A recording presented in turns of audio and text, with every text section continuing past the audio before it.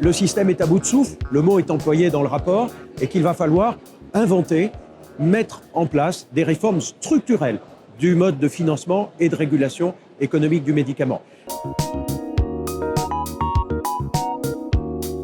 Ce diagnostic, il a consisté d'abord à reconnaître que pendant une décade entière, de 2010 à 2020, eh bien, le budget du médicament a malheureusement servi de variable d'ajustement aux autres postes de l'assurance maladie. Le médicament, en termes budgétaires, représentait en 2010 12% de l'ensemble des dépenses de l'assurance maladie. 10 ans plus tard, c'est 9%.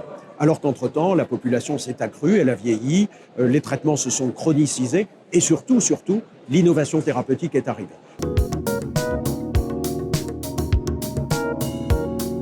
Vous savez qu'aujourd'hui, ce budget important du médicament, 26 milliards, eh bien, on ne l'analyse, on ne le régule qu'au terme de l'annualité par les lois de financement annuelles de la sécurité sociale. Il faut élargir la focale de la régulation en pluriannualité. Quand vous introduisez de l'innovation, ça coûte cher, très cher même tout de suite, mais ça génère des économies formidables dans les années suivantes. On est incapable de capturer ces économies.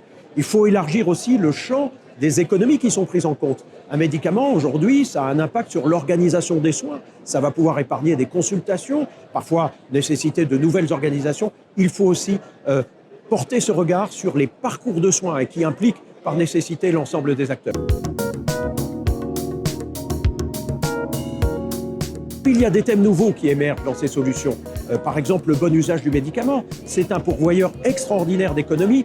L'optimisation de l'observance, on l'a montré, c'est 7 milliards d'euros d'économies à aller chercher. L'évitement ou la lutte contre l'antibiorésistance, c'est pourvoyeur d'économies extraordinaires dans le système. Et puis, il y a la prévention. On agirait là en amont avant d'aller chercher des économies. Essayons d'éviter les dépenses par la prévention.